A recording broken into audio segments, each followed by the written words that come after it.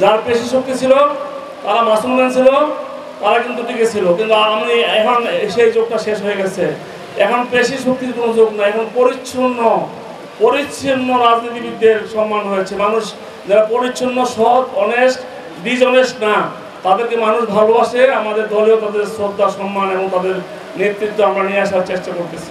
আমার পার্টির ভারপ্রাপ্ত চেয়ারম্যান, আপনারা পত্রিকায় দেখেছেন, বিএনপি পরিচ্ছন্ন লোকদের খুঁজতেছে। আপনারা পরিচ্ছন্ন থাকার চেষ্টা করবেন। আমরা পরিচ্ছন্ন প্রতিটি ইউনিটে, প্রতিটি ওয়ার্ডে, প্রতিটি থানায় আমরা ঢাকা শহরে পরিচ্ছন্ন নেতৃত্ব আনার চেষ্টা করতেছি।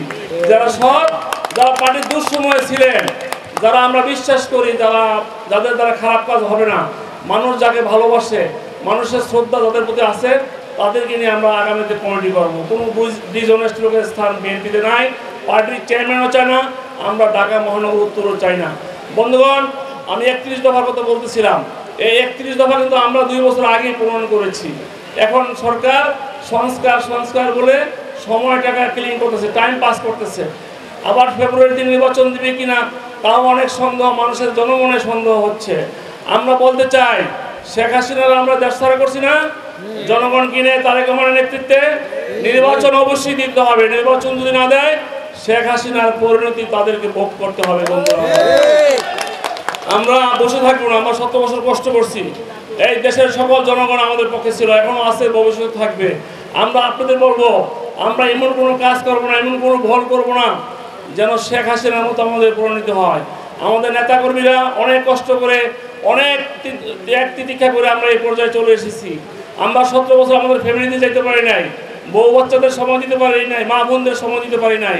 আমরা পালিয়েছিলাম, আজ রাজপথে ছিলাম, জেলে ছিলাম। জেলে থেকে আমার চাচা মারা গেছে, আমি জানাজায় থাকতে পারি নাই, আসতে পারি নাই।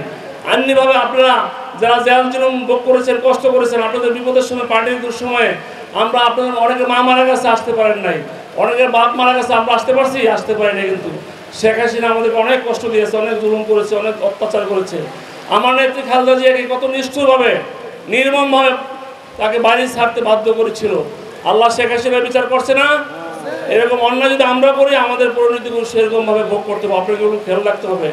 আমরা ক্ষমতা পাই মনে করবেন না যে আমরা ক্ষমতা পেয়ে গেছি। ক্ষমতা বহু দূর। 1991 সাল আপনাদের অনেকের মনে আছে, যারা মুরব্বী, আমরাও ভাবছি আমলি ক্ষমতা হিসাব করছে। শেখ হাসিনা তো প্রধানমন্ত্রী নিজেই ভাবছিল যে সাথে প্রধানমন্ত্রী হয়ে গেছে। নির্বাচনের পূর্বে মন্ত্রী পরিষদ গঠন করার প্রক্রিয়া শুরু করেছিল। বিভিন্ন দপ্তরে, বিভিন্ন অফিসে সে চাপ দিচ্ছিল যে আমরা ক্ষমতা আসতেছি, আমাদের কথা শোনেন। কিন্তু 15 দিন পর যখন নির্বাচন হয়েছে, শেখ হাসিনা ক্ষমতা আসতে পারছিল? কেন বলে নাই? তাদের কর্মীদের ভুলের জন্য, তাদের কর্মীদের অন্যায়ের জন্য। তারা মনে করছিল ক্ষমতা আইসা পড়ছি, এই জন্য আল্লাহকে কিন্তু ক্ষমতা দেয় নাই। এখনো বাংলাদেশের 90% বা আরো বেশি লোক মনে করতেছে বিএনপি ক্ষমতা আসবে ইনশাল্লাহ। আমিও বিশ্বাস করি ক্ষমতা আমরা আসবো।